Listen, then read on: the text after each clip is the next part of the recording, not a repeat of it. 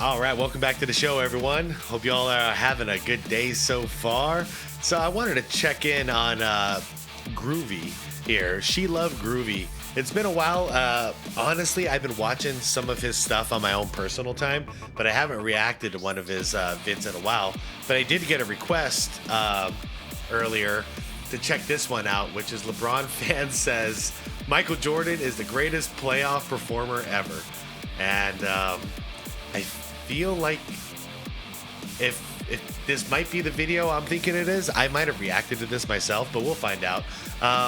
Either way, I wanted to check in and see how he's doing and see how his views have changed over the last couple of months, because it's been a couple of months since I've checked in on him. So yeah, not much else to say on the intro. I'm gonna link the original video from Groovy down below in the description if you guys want to check it out. It's right there for you. Fun reaction channel from a perspective of a younger man who is just learning recently about how great classic basketball was, and especially how great MJ was. And it's cool to see his journey. But anyways, leave the video a like. It helps out a ton. Let's get into this. Hey, Groovy's got a new intro.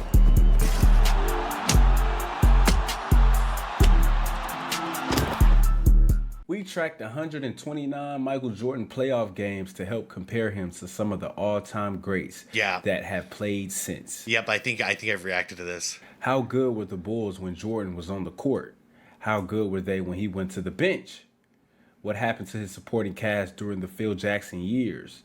And how does MJ compare to LeBron, Shaq, Curry, and others in the plus-minus stats that we've had since 1997? YouTube, what it do, man? It's your boy Groovy tapping in with y'all boys, man. Welcome back to another vid, man. Salute to my OGs, salute to my young bulls that's watching the vid today.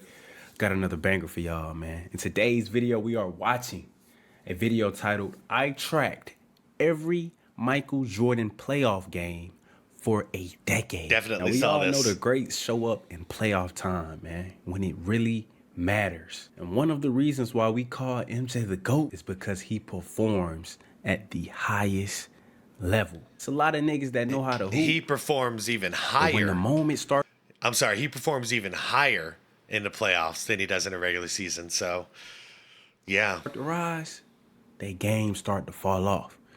You know what I'm saying? A lot of niggas ain't really made for those type of moments. A lot of niggas ain't clutch like that. A lot of niggas ain't got ice in their veins. You feel what I'm saying? Like the video. Comment down below, man, any videos y'all want me to react to next. And last but not least, subscribe, man. So we all know that Michael Jordan was an incredible basketball player. For many people, he's the undisputed GOAT. And in the Thinking Basketball Greatest Peak series, our Patreon community voted him #1. Nice. But one topic that always comes up with MJ is his teammate quality. In 1994, Jordan retired, and without him, the Bulls won a hefty 55 games and played the Eastern champion Knicks to a near draw, leading some people to think he might have been playing with a stacked deck. Others think those championships were all about Jordan because he finally embraced the team game in 1991 under the Zen master Phil Jackson. To help answer this question, we went back and tracked 129 Michael Jordan playoff games to compare MJ and his teammates to what we've learned over the last quarter century. Okay. As we've discussed many times, there's no By the way, this is going to be a stat heavy video. Easy way to measure how good an NBA player is. We use basic stats like points per game or shooting efficiencies in conjunction with more advanced ones like how much a player improved his teammate shot quality. But there's no silver bullet. What most of us are really trying to figure out is how much a player helps his team win, how much his presence impacts the scoreboard. And that's where one particular stat is always worth knowing, even if it isn't perfect itself. I'm talking about plus minus. And playoff plus minus has only been tracked since the 1996-97 season, which means we have no information on those early Jordan teams. Damn. Well, until now. For instance, in 1988, a fourth-year Jordan won his first MVP and the Defensive Player of the Year in the regular season, while carrying the likes of Charles Oakley and Dave Corzine to 50 wins. The Bulls played 10 postseason games that year, defeating the Cavs in 5 before bowing out to the Pistons. And in that 10-game stretch, Chicago was outscored by about 4 points every 48 minutes Jordan was on the court.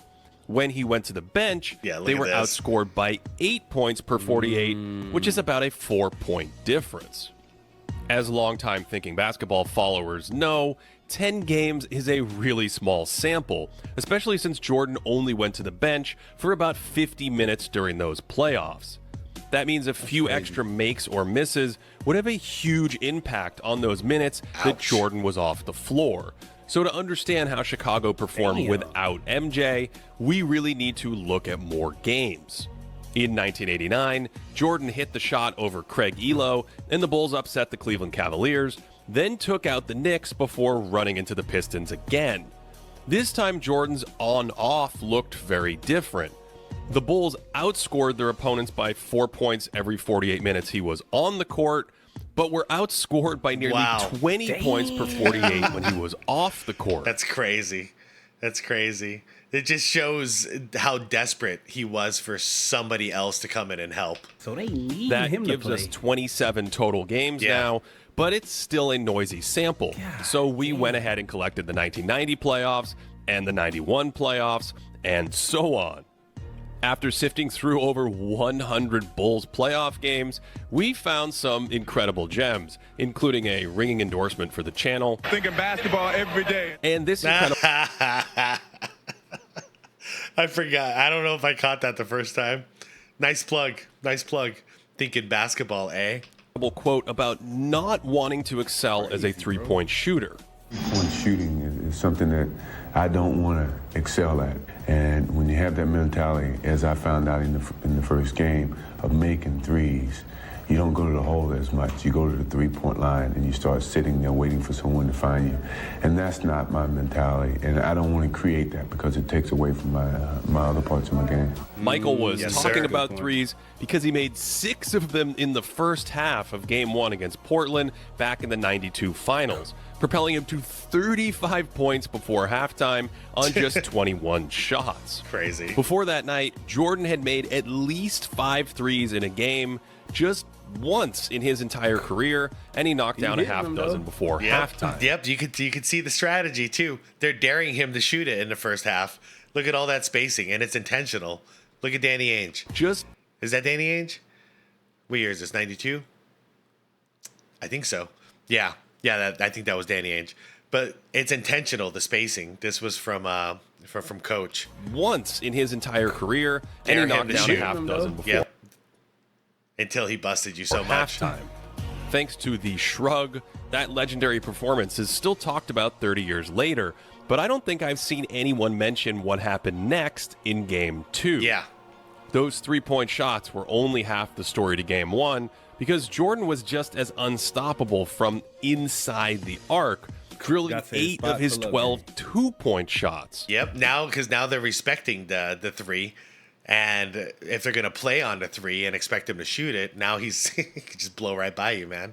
Get that midi. Poor Clyde Drexler was left in single coverage most of the time. And if it wasn't the patented fadeaway that did him in, Jordan used his quickness to drive by Clyde into space and then float in mid-range pillows. Not going to lie, Rick Adelman messed this up. You shouldn't have dared him to shoot because now your guys don't know how to defend him. You should have never dared him to shoot. Just play him normal. Yeah, but lessons learned. In pick and roll, the Blazers sent a second defender to jump Michael, but Jordan shed him for more mid-range magic. So when Game 2 rolled around, the Blazers radically changed their defensive strategy, first by doubling him in the post so he couldn't feast on fadeaways down there, and then bringing extra defenders when possible to help on his drives. And these adjustments did make a difference, leading to some turnovers and some easy scores for Portland. But they also put Jordan in a position to set up his teammates for wide open shots. So his most prolific three-point shooting game in the playoffs led to one of his most prolific playmaking games in the playoffs, Cartwright. setting It's up ugly open as hell. shot. You hear Groovy, he's like, that's ugly as hell. Yeah, it's one of the ugliest shots we've ever seen. After wide open shot for his teammates throughout the night. 21. Of course, even when they sent help, Jordan's individual scoring brilliance was still on display. There are three Damn, Blazers That's lurking crazy. here, and this time he spins away Three from the people help, can't and even stop that's him. just And insanity. one. Good God, off the Since glass? he finished Crazy. with 39 points, Jordan's scoring pressure also created a ton of shots for teammates himself. Here's one in transition where he crosses right, hangs in the air, and kicks it out for an open three. Good shot. And he actually looked back to the trailer to freeze the defense before snapping it to the corner for that jumper. That's awesome. Yeah, I ain't gonna lie, man. It's just Jordan's presence on the court, bro. Like, anytime Jordan has the ball, bro, help side, all the defenders' eyes are on MJ, bro. And when you have a superstar like that on your team, that creates other shots for your teammates. You know what I'm saying, man? And Gravity. when you have an unselfish superstar like Jordan was. I mean, obviously, Jordan was a scorer. He would rather score than, facilitate and pass the ball. But playoff basketball, when it matters, high IQ plays, make smart plays, willing to pass, knowing he has shooters on his team, bro, Jordan gonna get you the ball. This is all high IQ basketball, and that's what happens when you have a star player on the court. It opens up a lot of scoring opportunities for the teammates and other people on the team. Yeah, it's gravity is a lot of what you're describing there. Because everyone knows what an offensive threat he is, a scoring threat he is, the gravity, he pulls in all the defenders. All the attention is on him, and he knows that, and he knows how to exploit that, which is how he's able to find those open guys. All told, I Counterattack. tracked a whopping 15 shots created like this for teammates, which is a hard number to hit historically. For perspective, in the entire 2011 playoffs, the single game high I tracked Look was at that, bro. 14. So Jordan was a playmaking That's machine in this crazy, game, despite also dropping nearly 40. That's crazy, though. He almost dropped 40, and he's getting double and triple teamed. Yeah, That's crazy. And the Groovy, that was every day. fact that the Blazers was literally sending two people at Jordan, leaving somebody else wide open, begging for someone else to beat them, is crazy, bro. Ultimate sign of respect, bro. Portland Yeah. tried other defenders on Michael besides Drexler, but he took smaller players like Terry Porter or Danny Ainge to the post. And against bigger defenders, he was just too quick off the dribble, and that's one less big body to stop him at the rim. Damn. This was actually Right at a his theme chest. during Jordan's first three NBA Finals. The Lakers' starting two-guard Byron Scott was too small for him in the post, and he torched the Suns in '93 Shut up. because they lacked agile wing defenders who could stay in front of him. Shut up. Actually, Now I that- remember this video 100% because this pissed me off the first time. Oh, man. That Phoenix series was a perfect storm because they had very little rim protection once Jordan shed his defender, and his Yeah. finishing ability made him nearly unstoppable. Yeah, he lit us Damn. up. That's He four was people. way too quick for Dan Marley, who lacked the foot speed to slide with him on the outside. And when the Suns tried a bigger forward like Richard Dumas, he was again unequipped to move with Michael on the Damn, perimeter. bro. Tom Chambers is playing center here, and he's too deep under the hoop and barely gets gotta above help 9 feet quicker on his than that. You gotta contest send help because faster he's than not that, a bro. They're shot. all there, though, Groovy. Look, he's got 3 guys on him. He just finished. I know you say you got to get there earlier, but, like, he's and there. barely gets Gotta above help. 9. They're there. He's got the whole team surrounding him. He's just Michael Jordan. He's just going to find a way. Feet Quicker on his than that. You gotta contest send help because faster he's than not that, a bro. shot blocker. If Jordan Help us, blew by coach. Dumas and Charles Barkley was at the rim, he offered even less resistance on these drives. Damn. When Phoenix went to a quicker defender like Kevin Johnson, MJ had a size advantage and took him right back to the post. In Game 4 of this series, Jordan scored 33 in the first half en route to 55 overall. Damn, And it wasn't just 55? tactical mismatches, but more of his This is the spectacular playoffs, too. long-range shooting, although this time it was mostly from just inside the three-point line. In his greatest peaks profile, we saw a more physically gifted MJ. His first step was a touch quicker, his motor revved a little higher, But by 1992, he became a deadly outside shooter, putting on displays like this during critical playoff games. Wow. This is from the closeout game in the first round of 1992, and Jordan would just regularly stroke long jumper after long jumper like this, and he did it while somehow maintaining great efficiency Got for to his his spot, time. Kaz, right Probably there. because this version of Come Michael here. was one of the greatest Come here. mid-range shooters in league Fade to the history. right. Good God. One Real GM poster named here. Pull Dipper13 up. tracked over 1,500 Jordan jumpers from 1990 to 1992 and had his mid-range accuracy at 51%, which sounds completely reasonable after watching him torture teams in these playoff runs. Absolutely. So he made Some of these shots are I mean, basic. it makes perfect sense considering that's his favorite shot, and that's pretty much what his average was, anyways. Yeah. That's- works of art, and this was one of the best scoring displays I've ever seen, slicing up Miami in basically every phase of the game. Damn. The Knicks defended him well in 1992 and 93, even holding him to a 3 for 18 shooting game that year. Oh, wow. Only for MJ to go off in the very next game, dropping in 6 more threes in a 54-point outing to tie the series at 2 games apiece. So, even if Jordan lost a touch off his fastball by 1992 and 1993, he was still otherworldly. Which brings us back to our original questions. How did the Bulls perform with him in the game? And what happened when Jordan went to the bench Let's see what during the happened when he went to the bench. 1990s? Championship In 1990, Phil Jackson arrived and installed the triangle offense, which was mostly in full swing by the time Chicago hit the playoffs that year.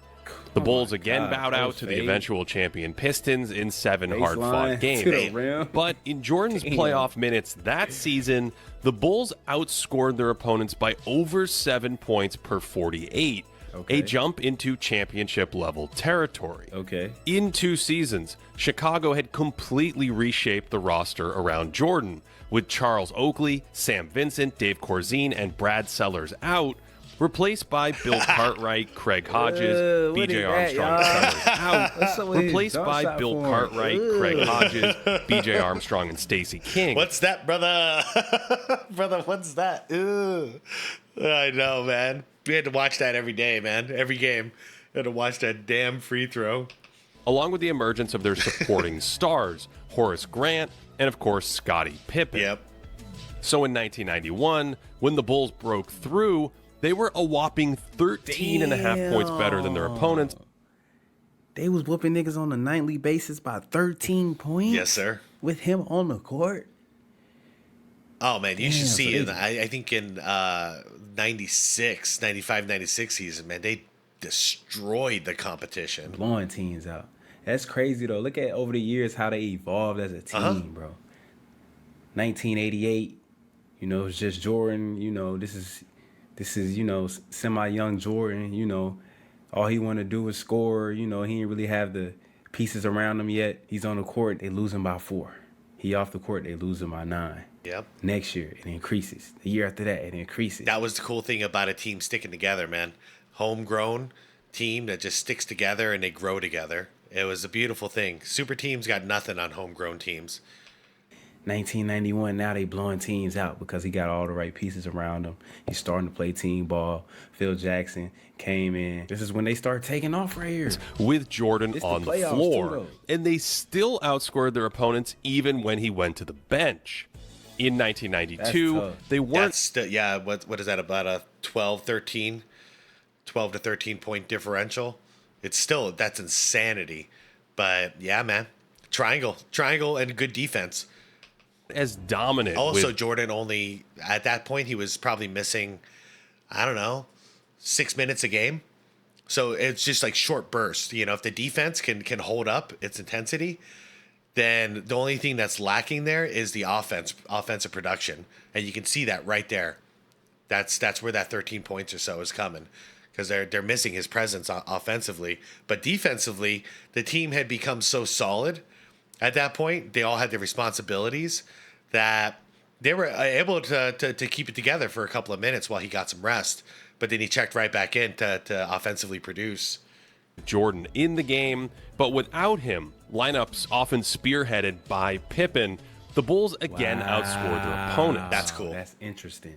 Now, that's how you know you got a championship team. When your star player can go to the bench and your bench players give you solid minutes, bro. They give you solid minutes. They don't let the lead go down or let the deficit go down even more. Keep the game right where it's at, or they even push it up higher. You know what I'm saying? Every now and then you'll have you a 6th, 7th man that'll come out hot off the bench. You know, you got to keep you some of those players on the team, man. Yeah, and you got to have players that know they role, too. Yep. You know what I'm saying? Once everybody on the team know they role and stuff like that, bro, that's when stuff gets smooth. Yep. And that was the deal. When Jordan took his couple of minutes per quarter on the bench, that was Scottie Pippen's time. You know what I mean? Scottie Pippen was running the offense and doing his thing. And it was rather successful. It was a good thing. The only thing that can happen is sometimes when it was Scotty's time, the scoring production decreased. And that's when Jordan would sometimes have to check in prematurely. I can tell you from watching that era. So sometimes it would be if the defense didn't hold it up, then no one was scoring on the offensive end. So then Jordan had to check back in to get that production going again. But yeah, they got much, much better. 92 was a fantastic Bulls team all around. In 93, the numbers were similar, although his teammates were outscored by a few points when he wasn't in the game. Yeah.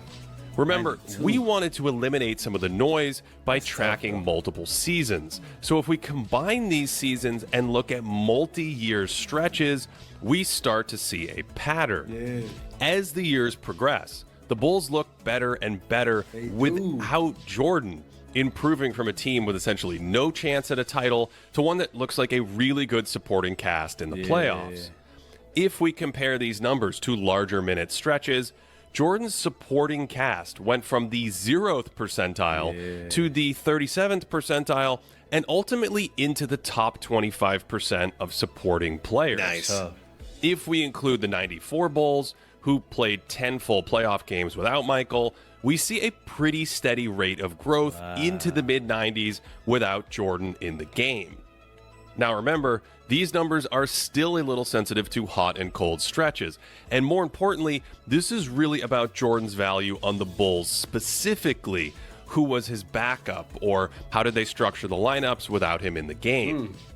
With that said, I wanted to see how Jordan and the Bulls compared to other high-minute players who made deep playoff runs over multiple seasons. Nice team ball. The horizontal axis is how good the team was when the player was on the court, and the vertical axis is how much the team improved with the player in the game. These are all the players who logged 1,500 playoff minutes and 500 minutes on the bench over multi-year stretches since 1997. The player with the largest change is David Robinson. The Spurs were 25 points better with him from 1998 to 2001. Yeah. Although and that's not just scoring, that's a lot of defense too. Robinson wasn't his team leader in minutes, so his lineups could have been more favorable for a stat like this. Among minute leaders, Shaq's Lakers were 21 points better with him in the playoffs from 2000 to 2004. Makes sense. And LeBron's teams were 19 points better from 2016 to 2021. Jordan's best stretch came from 1989 to 93, where the Bulls were 14 points better with him in the game. So this is a great number, but isn't quite as emphatic as Shaq's or even LeBron's. The Bulls' best stretch with Michael... Oh, geez, what's up, man? What y'all got to say about that, though? Nothing. What y'all got to say about that, OGs? On the floor includes that second three-peat, where from 1991 to 96, they were nearly 9 points better than the competition, short of Curry's monstrous plus 12, but still one of the best stretches on record. What do the OGs have to say about that? LeBron should have stuck with one team, or possibly two teams, but not four teams. If he would have stuck around and built a team like Michael Jordan did, he would have had that success. But because LeBron was ring chasing constantly, he never got that team unity, that team growth, that team strength that Michael Jordan was able to do. That's all we got to say about that. The 96 Bulls went an incredible 87-13. Go for the short and easy path, the quick and easy path. You get what you get, you know?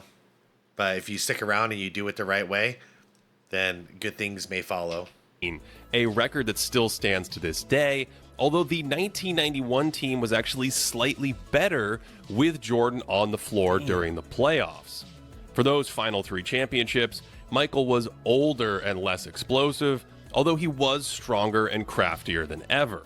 That strength let him operate out of the post, commanding double teams that freed up his teammates, and he could overpower defenders down there, and then, instead of an acrobatic finish, kick it out to a wide open shooter. Good pass. Michael's size and body control really stand out in these years, feeling a defender on his back before spinning away to collapse the defense and set up a Look at that teammate. dime, though. And even though he lost some of that quickness, he could still stop on a dime to Come create here. space. And despite all the jukes and spins, he just seemed to be in total control of his defense. body at all times. Finger roll. This was never more apparent than in the evolution of his fadeaway, Yeah. where he couldn't always out-jump his defender, so he had to alter his shot in the air. Nah, that's a This meant crazy changing the fade angle right of his there. body and the arc of the jumper, looping it over Look a at the nearby footwork, look at hand. the pump fake. He also used the pump fake more to create a little my extra God. breathing room to fire. And he could do all this while reclining his body at Nah, he a extreme mid-range. angles while he was in the air. Damn, This is like a pool extreme angles while he was in the air. This fundamental MJ, man. Fundamental MJ. Different monster than Air Jordan. This is like a pool shark learning all the tricks and bounces of the table. Nah, His he mind mastered adapting the in real mid-range, time to bro. lean back a little more Footwork. or aim the shot just a Shot little technique, higher. everything, bro. His defense was also really impressive in those final Chicago seasons, using his strength and anticipation to contain the ball and maintaining a relatively high motor on that end despite being longer in the tooth. Yep. Yeah. His hands All were of this just shows great leadership. You know, Groovy, this is what it looks like. Your team follows you into the fire because you led the charge. And then you see them doing things that they were not they're not capable of doing without you. That's the sign of a good leader. destructive as Active hands, ever, yeah. and he actually gambled less during those Come second here. three-peat years compared to his more chaotic style when he was younger, and even that risk-taking was often calculated and precise. As a result, Bang he out. actually put up some of the more impressive plus-minus numbers in his playoff career, where the Bulls were outscored by 3 points without him during the 96 playoffs, Okay. but then crushed teams by 13 points per 48 with Jordan on the floor. The NBA officially started tracking plus-minus in 1997, and he looks great there too, as well as in 1998. Wow. I forgot about this. Look at that differential. What's that? 14 plus 8? Come on, brain. 14 plus 8 is 22. 22-point differential in 97 with Jordan on off? Jeez. Nah, that's So, crazy. what can we make of all this? I'm surprised, actually. I would have expected this to be the opposite. Because 98, man, 98 is always when I thought he had to carry them the most. I gotta revisit 97 a little more. I tend to not visit that season a lot. I check out a lot of 96 and 98, but the middle year, I don't know, because the same thing with the first repeat, the 92 year. You know, a lot of us forget about that one. Because it's right in the middle of a three-peat, but man, that's insane. That plus minus to me is insane. Well, despite the noise in plus-minus stats, I find these numbers incredibly important for a few reasons. First, they affirm that Jordan's supporting cast radically improved during their title-winning seasons, not necessarily Michael himself. Right. As we discussed in his greatest peaks profile, Yeah, MJ Jordan was already there. He was there for like 4 or 5 years ready to win, but he needed a team around him. looked superhuman before Chicago won a title. 100%. He just needed the right teammates to climb the mountain with. Right. Second, both of the three-peat Bulls looked great when Jordan was on the floor, with their second 3-year run falling just behind Steph Curry's Warriors during the Kevin Durant years. And finally, Jordan does not actually look like an outlier compared to other greats when he was on the court versus off it. His teams were plenty competitive without him, and when he was in the game, other all-time clubs were comparably dominant. Of course, there's enough variability in these numbers that the best player ever isn't guaranteed to have the best on-off ever, so the debate will certainly rage on. But I'll leave you with this. After pouring through over 100 playoff games of Jordan and the Bulls, it's hard to find a more consistently impressive decade of playoff performances in the entire history of the NBA, and the numbers certainly back that up. Great video right there, man. This video right here highlighted Jordan's teammates. Now, I'm going to be honest, I did not know his teammates were that good when he was off the floor. I did not know that. Obviously, I knew he had Kukos, Steve Kerr, Dennis Rodman, Scottie Pippen, Ron Harper, et cetera, et cetera. I knew he had key pieces on that team, but I did not know they was playing that well with him off the court. I didn't know that. I thought, Jordan was just, carrying and, doing the things that he did, but he honestly had a great supporting cast. You know what I'm saying? And as you can see over the years, they put a team around him. They gave him a coach. They gave him the right system that'll fit MJ, and he took it and he ran with it. You know what I'm saying? At first, everybody knew once Jordan came into the league that he was a superhuman. You know what I'm saying? He could do everything on the goddamn court. You know what I'm saying? But he couldn't do it all by himself. You know what I'm saying? Yeah, nobody can. He needed the right teammates. He needed the right coaching staff, coach. You know what I'm saying? And, yeah, bro, it took a few years to, get it together. But as you saw, Jordan started to trust his teammates a little bit more. Teams started to double him, triple team him. And he'd get by the first defender. They'll send help. He'll kick it out to his teammate, knock down Trey. You know what I'm saying, man? So the game started to, get a lot smoother over the years because of his supporting cast, bro. My boy Jordan had some shooters on his team, bro. He had a lot of shooters on his team. He had a lot of hoopers on his team, man. And they just glued. But yeah, bro, I did not know his supporting cast was hooping like that, though. Jordan would go to the bench and they still killing teams. You know what I'm saying? So that's dope to see, man. That's dope to know. I didn't know that. So shout out to bro who made the vid. If y'all like the reaction, man, hit the like button. Comment down below any videos y'all want me to react to next. And last but not least, subscribe. Young Groovy signing out. NBA legends comparing Jordan to Jesus leaves me speechless. What the hell is that video? Nah, I mean, Groovy, this is why MJ was insane during practice, was exactly for this. And he talks about it all the time. He's preparing them for the playoffs. And this shows that it worked. Once again, leadership, man. Leadership in a team sport is massive. And when we think about all the greats in team sports, leadership gets overlooked, and I don't understand why. Because the overall success of the team, that pressure lies on the star, and that was Michael Jordan. So his job was to prepare everyone day in and day out for the battles that they were going to see in the playoffs. And while Michael Jordan rose to the occasion in the playoffs and led by example, usually his teammates would follow to the best of their abilities, at least. 100% they were out there trying their hardest to match Jordan's level of intensity. And when you have that accountability with your star, great things follow.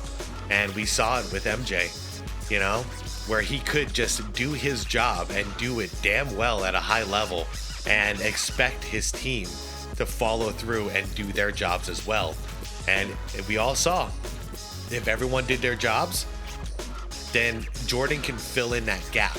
And, watch the 98 playoffs, for instance, or the 98 or the 93 finals, where you see two times where he had to more than fill that gap. You know what I mean?